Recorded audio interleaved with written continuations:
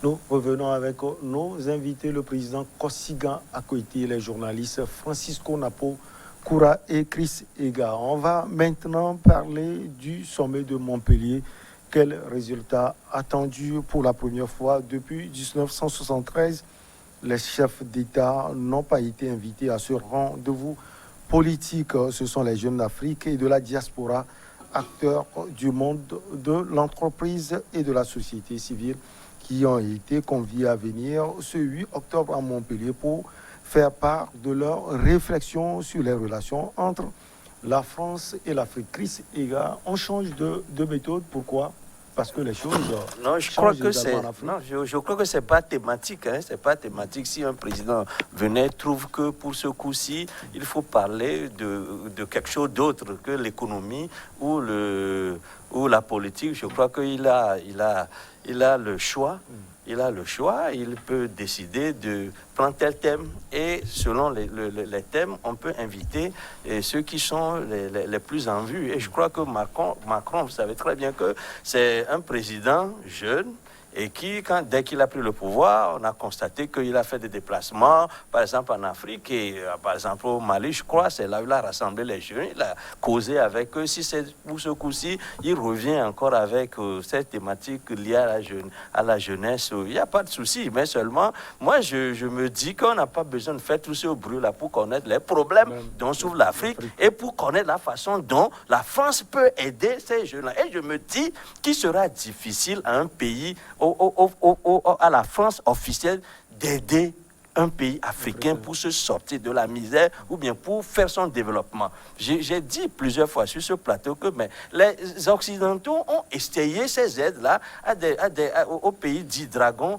de l'Asie, du Sud-Est asiatique, qui sont devenus leurs concurrents et qu'ils ont expérimenté le plan Marshall là-bas. Ils ont aidé massivement ces pays au sortir de la guerre, de la Deuxième Guerre mondiale. Ouais. Ces pays-là sont devenus leurs concurrents qui fournissent des biens de consommation, qui fabriquent des avions, qui fabriquent tout, des armes, etc.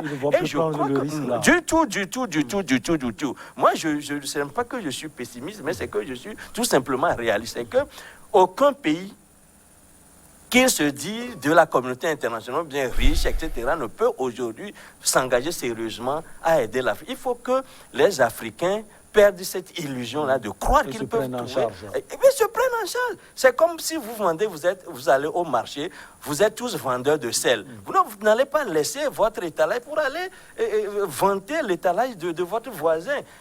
Quand vous pouvez dire que vous l'aimez, tout ça. Donc ici, quand le Macron dit qu'il va rassembler les jeunes, il va les écouter sur différents thèmes, etc., surtout sur différents thèmes, je me dis que il y a une autre façon de savoir les aspirations de la jeunesse africaine, c'est de commanditer une enquête.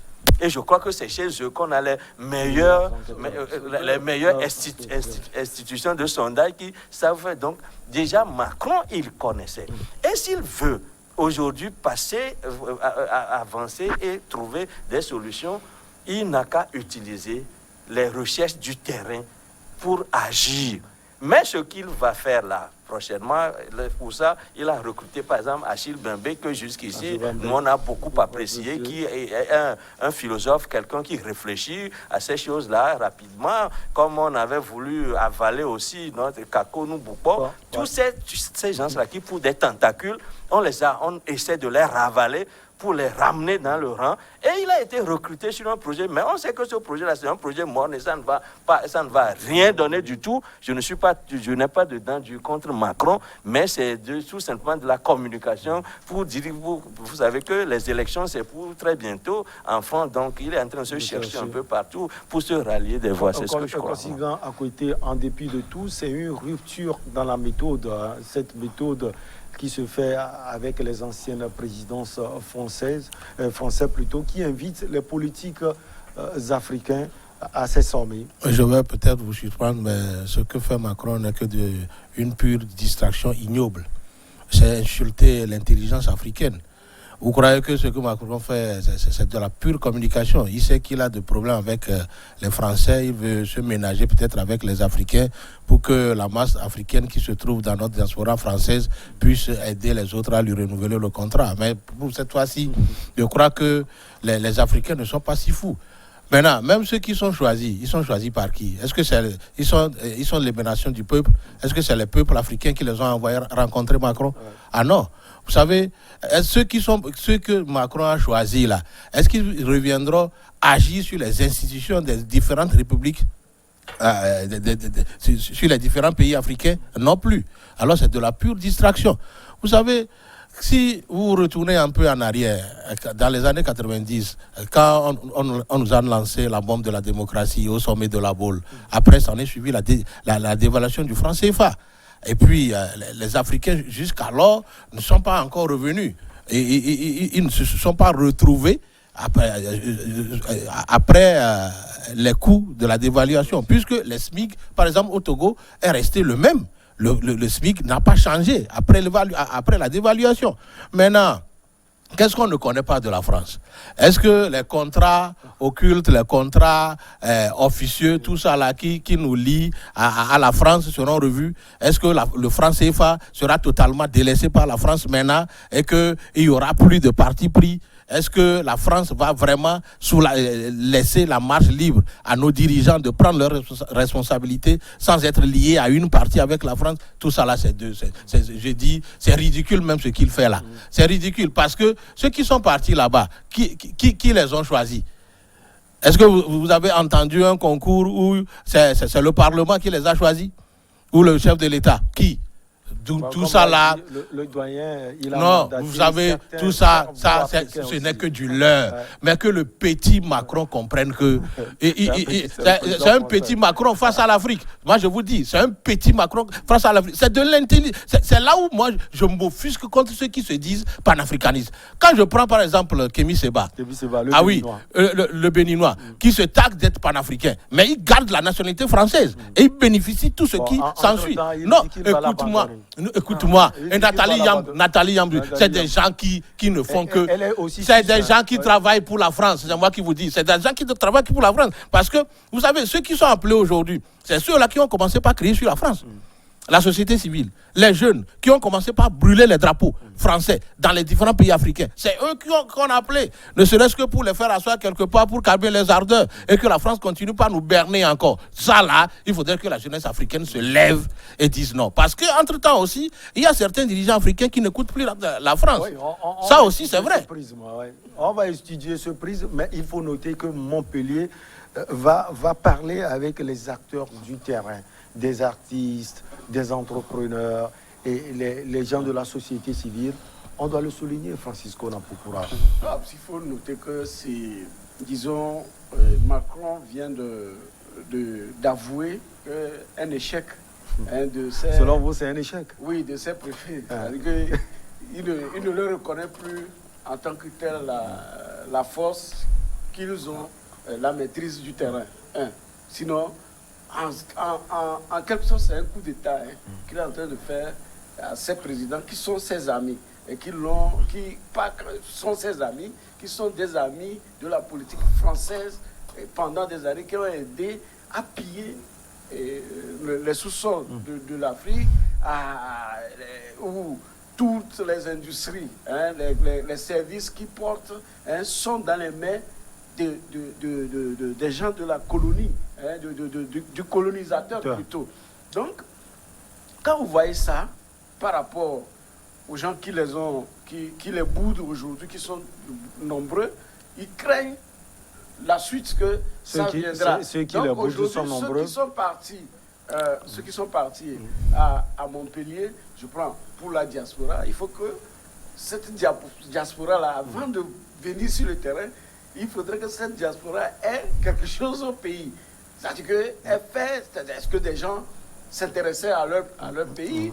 Qu'est-ce qu'ils ont comme valeur ajoutée? Qu'est-ce qu'ils ont apporté à leur pays? Un. De deux, ceux-là de la société civile qui sont partis aujourd'hui, Macron est en train de les faire, c'est comme ils sont en train de recruter de nouveaux de nouveaux soldats, peut-être. De nouveaux soldats, Ouais. voilà, pour vraiment travailler. Parce que quand vous saurez que c'est ce qui arrive souvent à nos sociétés civiles, quand ils sont pour, n'est-ce pas, avoir la garantie hein, qu'ils seront à ces réunions, à ces sommets, tout, donc ils deviennent tous polis. Il n'y a pas de critique vis-à-vis de la France. Donc, c'est un coup Vous pensez que c'est la société civile aussi qui tire plus sur la France? Oui, il y a des pamphlets de toutes sortes. Oui, il y a certains, oui, mais il y a d'autres qui sont de nouvelles recrues, qui vont travailler hein, sur le terrain pour, disons, améliorer l'image hein, de la France. Parce qu'aujourd'hui, quand vous voyez, vous faites un sondage par rapport à ce qui est en train de se passer, la perception des populations africaines vis-à-vis de la France, c'est-à-dire la France en tant que système, cette France en tant que système est vomi. D'accord? Sinon, on ne va pas voir, par exemple, un retour triomphal du Premier ministre malien. On ne va pas voir les gens en train après ce discours des Nations Unies, où il s'est contredit, hein, ça c'est selon moi.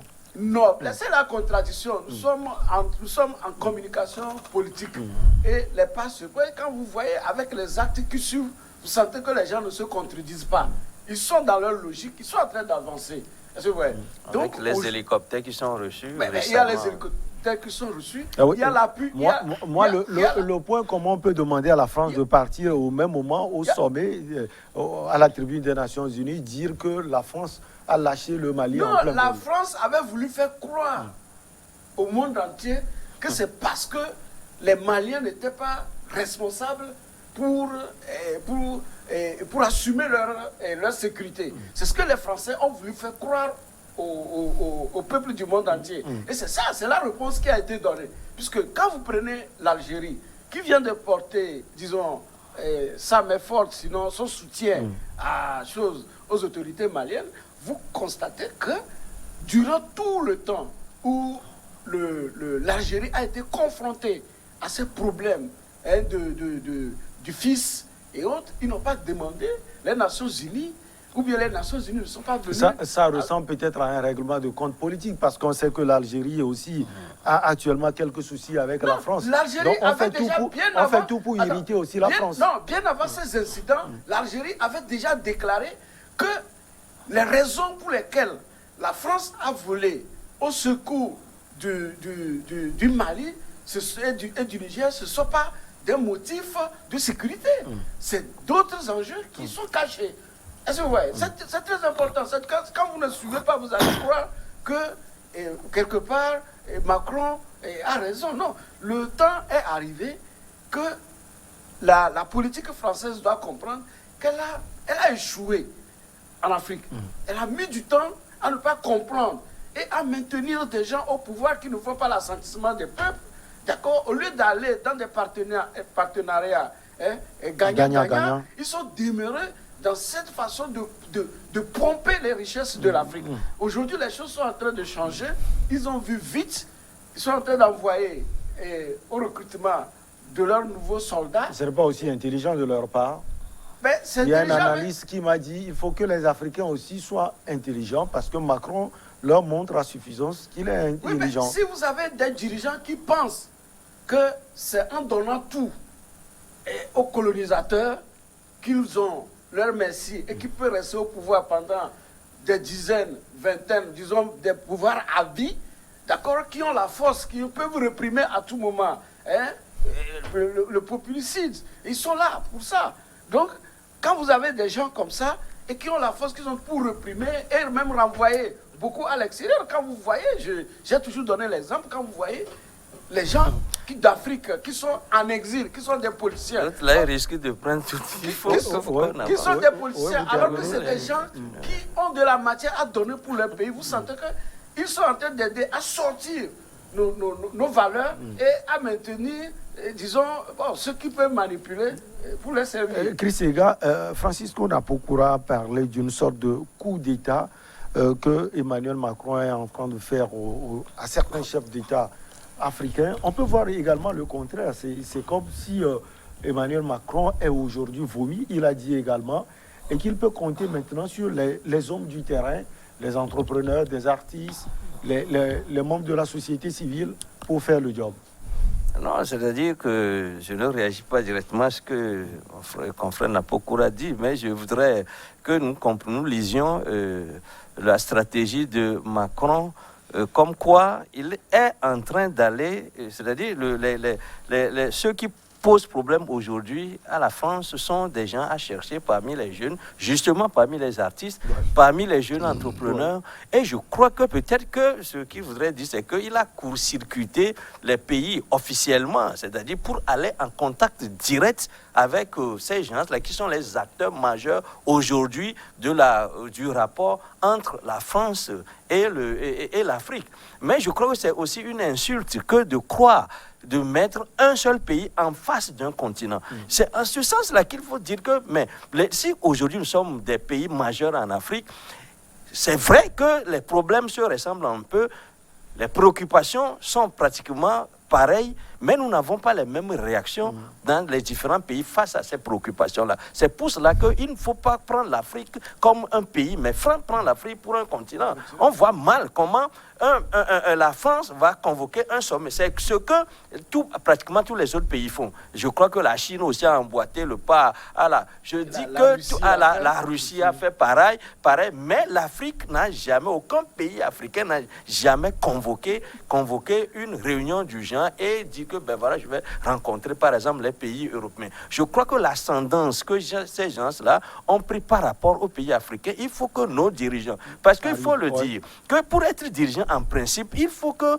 vous montrez des dispositions au-dessus du commun du mortel. N'importe qui ne peut être dirigeant, même généralement en Afrique, c'est mais pourquoi pas? Parce qu'il faut être je ne dis pas qu'il faut être ambitieux, mais il faut avoir de l'ambition. On peut avoir l'ambition de discuter avec ces gens-là parce que le Togo a ses problèmes.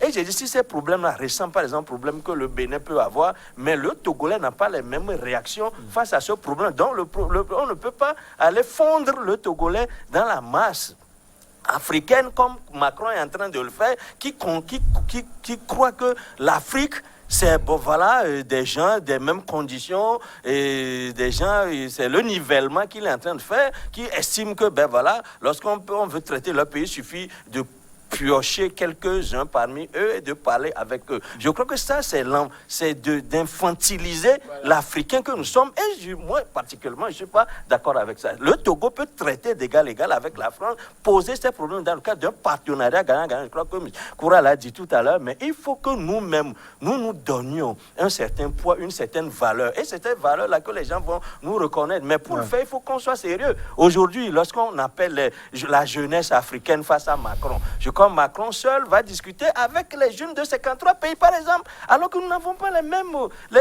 réactions face au quotidien. Je crois qu'il faut qu'on arrête ces théâtralisations-là qui sont d'un autre âge. Parce qu'aujourd'hui, la parole s'est libérée et c'est justement ce qui joue contre Macron. Lui-même, comme c'est quelqu'un, il est un peu dans le genre Sarkozy, il a libéré la parole, il ne prend plus de gants, il ne fait plus de la diplomatie et de la même façon, les Africains aussi réagissent. Quand vous prenez par exemple le Malien, le premier ministre malien et la dernière fois le président algérien qui lui ont parlé aussi sans friorité parce que justement on prend Macron à son jeu. Il croit qu'il est offensif. Maintenant les Africains, du moment où la parole est libérée, que parler, vous imaginez qu'on peut, entre-temps, est-ce qu'on peut parler comme ça à Mitterrand? Est-ce qu'il y a un président africain qui peut parler comme ça à Mitterrand? Vous avez un coup d'État. Peut-être aussi que Mitterrand et les anciens présidents africains étaient dans leur temps. Oui, mais c'est une question de temps. Oui, ça a été une époque, mais aujourd'hui, ce que Macron doit connaître, doit savoir, c'est que les gens les jeunes se sont émancipés parce que les gens ont voyagé abondamment, ils ont vu les Blancs dans leur tanière, ils se sont rendus compte que ce n'est pas aussi rose que ça parce qu'ils ont vu les Blancs dans leur souffrance, dans leur errement.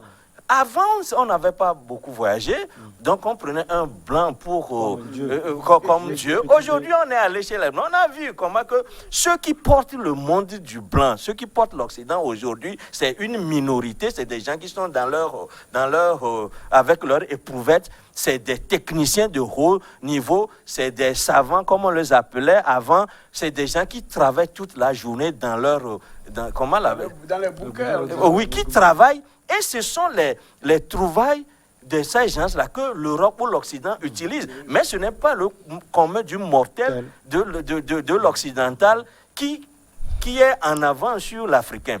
Donc, je crois qu'aujourd'hui, il faut qu'on arrête avec cette théâtralisation-là et pour arrêter cette théâtralisation du genre de ce qui va se passer demain le 8, il faut que nous-mêmes, Africains, nous nous prenions au sérieux en face de ces gens-là qui nous prennent toujours comme leur valet. Voilà. Ce ne sera pas un show, ce ne sera pas un événement sans lendemain. Assure l'Élysée Kosigan à côté. Ça ne fera pas date en tout cas. Ce sommet aussi a été porté en partie par des Africains. Il a parlé tout à l'heure de Achille Mbembe, que vous connaissez très bien, philosophe chevronné. Les Africains font toujours le travail.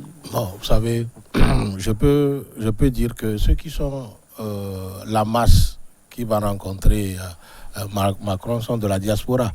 Je ne sais pas trop la configuration qu'on a donnée à ceux qui vont à l'Assemblée qui va rencontrer Macron. Mais je crois que le maximum viendra de la diaspora.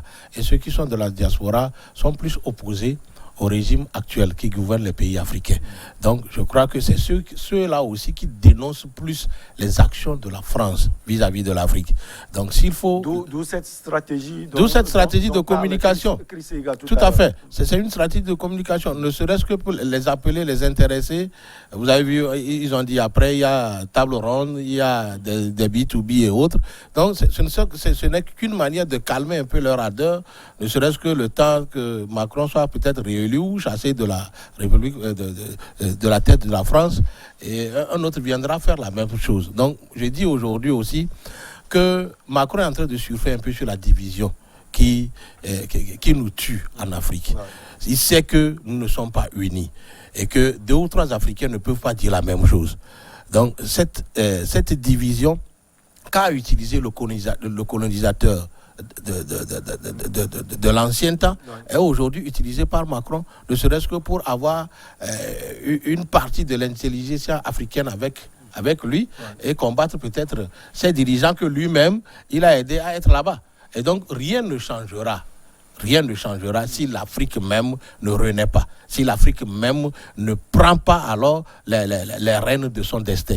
Rien ne changera si nos dirigeants n'ouvrent pas les yeux et retournent nos ressources à nos pays et pour mettre les profits de ces ressources-là pour développer l'Afrique. Ce n'est que ça qui va nous changer. Sinon, la France ne viendra jamais nous sortir de la pauvreté si nous, les Africains même, nous ne disons pas assez. Il faut maintenant peut-être coopérer pour avoir les transferts de technologie, pour produire, pour transformer nos matières premières nous-mêmes ici en Afrique et en profiter peut-être des revenus pour développer l'Afrique. Et qu'il y ait une équitabilité dans la redistribution. C'est aussi ça, c'est tout simple.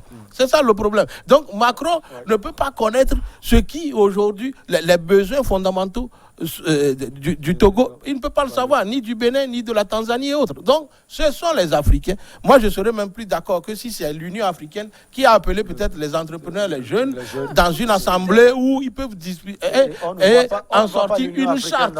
Et voilà. Et donc, c'est pourquoi j'ai dit, cela n'aura aucun effet, aucun impact, parce que ceux qui sont aujourd'hui appelés face à Macron ne viendront pas dicter les lois aux gouvernants. Ils ne vont rien changer. Vous avez bien fait de planter la transition. Après Montpellier, Francisco Napokura, quel rôle ces acteurs appelés acteurs de terrain peuvent jouer en Afrique concrètement? Non, ces acteurs de terrain, on vient de parler d'Achille Mbembe. Mbembe, il faut le travail des nègres, c'est tout. Après il n'y aura pas d'effet. Ce qu'il faut craindre, même demain, même ce qu'il faut craindre, c'est que les autorités durcissent et les conditions d'exercice des ONG, des associations dans nos pays. il risque, déjà, on est à une phase où pratiquement l'autorité, par exemple, au Togo, n'accorde plus les récépissés aux associations et aux ONG. On est en train d'en retirer, c'est parce qu'à un moment donné, on a senti que certains, c'est juste ces voyages-là qui les intéressent. Et aujourd'hui, lorsqu'on va les cibler comme des agents étrangers, comme ce qui se fait en Russie, ça risque de créer des problèmes. Donc demain, ne crions pas que l'autorité est en train de restreindre les mouvements d'association, mais c'est parce que les associations ont prêté le franc pour aller aider le colonisateur à faire un coup d'État. Vous savez que leur fauteuil ne blague pas avec. Maintenant, quel est l'avenir? On parle de l'avenir. On était ici avec l'Agence française de développement depuis des années, qui est un partenaire très, très impliqué dans ce processus. Mais qu'est-ce que les journaux togolais n'ont pas dit par rapport au projet exécuté par la FDO Togo, donc, dont le quatrième lac qui est vers à Kodé-Sewa et autres. Vous-même, vous voyez les dégâts que ce quatrième lac crée. Alors que quand ça avait commencé, avec tout ce qui a été mis comme pactole, les journaux même déjà avaient attiré l'attention que les travaux étaient mal réalisés. Aujourd'hui, allez vers là-bas, vous allez voir le niveau de l'eau. C'est là-bas qu'on ramasse maintenant les cadavres, parce que le bassin même n'est pas protégé pour que même un passant ne glisse pas là-dedans. Mais ça, on ne peut pas faire un ouvrage comme ça en Europe. Parce que l'ouvrage en Europe tient compte de la sécurité, sinon les impacts environnementaux sont très fondamentaux dans l'exécution des projets. Donc, vous voyez ce que l'AFD, qu'est-ce que l'AFD n'a pas financé, ou bien on dit financer, mais c'est des prêts à nos pays. Dans quoi ils n'ont pas mis l'argent et quelle a été la portée aujourd'hui? On dit que le Togo n'a pas de centre hospitalier. L'AFD peut, ça c'est un acte palpable, construire un hôpital de telle envergure. Chris Ega, il y aura des ateliers et puis au moins 5 thèmes seront débattus. Vous avez une idée des thèmes qui seront débattus à Montpellier? Non, on parle par exemple des startups, c'est-à-dire des jeunes qui ont réussi, qui veulent partager leur expérience avec les autres, c'est-à-dire comment sont-ils arrivés à ce niveau-là. C'est le thème, c'est-à-dire qu'on nous présente la chose comme une rencontre qui peut faire en sorte qu'il y ait une réorientation de la perception même des soucis de développement. En fait, c'est qu'on veut ravaler cette façade-là que la France présente aujourd'hui, qui est une façade très laide, parce qu'on a constaté que les jeunes... Mais d'une manière sous-jacente, cela va toujours exister. Voilà, c'est-à-dire qu'on veut toucher au cœur ceux qui sont les acteurs essentiels de cette agitation-là que l'Afrique porte aujourd'hui, compte en face même de la France, parce que les époques ont changé. Aujourd'hui, nous ne sommes plus à cette époque où un président, fût-il celui de la France, se présente en Afrique pour dire que voilà le chemin à prendre. Et puis aujourd'hui, les moyens de communication ont changé. Aujourd'hui, tout le monde, je dis, s'il y a 7 millions de Togolais aujourd'hui, par exemple, il y a 7 millions de journalistes, 7 millions de témoins. Donc 7 millions de gens qui prennent la parole et qui disent ce qu'ils pensent. Je crois que c'est exactement ce qui se pose, ce qui se passe aujourd'hui. Moi, je considère ce sommet-là comme un sommet de non-événement et je voudrais inciter les dirigeants africains un jour à appeler la France aussi à venir ici rencontrer le Togo, bien peut-être... Oui, Togo-Europe. Et puis, même s'ils envoient leur ministre des Affaires étrangères, c'est pas grave.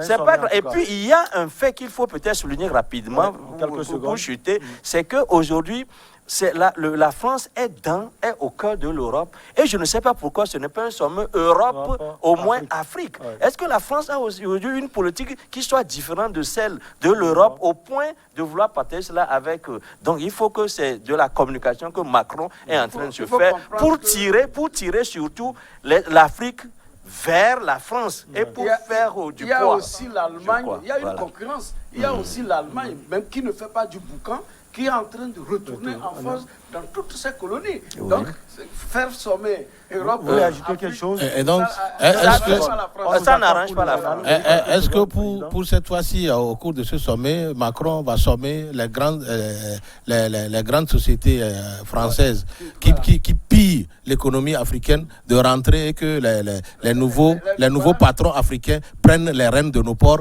Ce n'est qu'un exemple.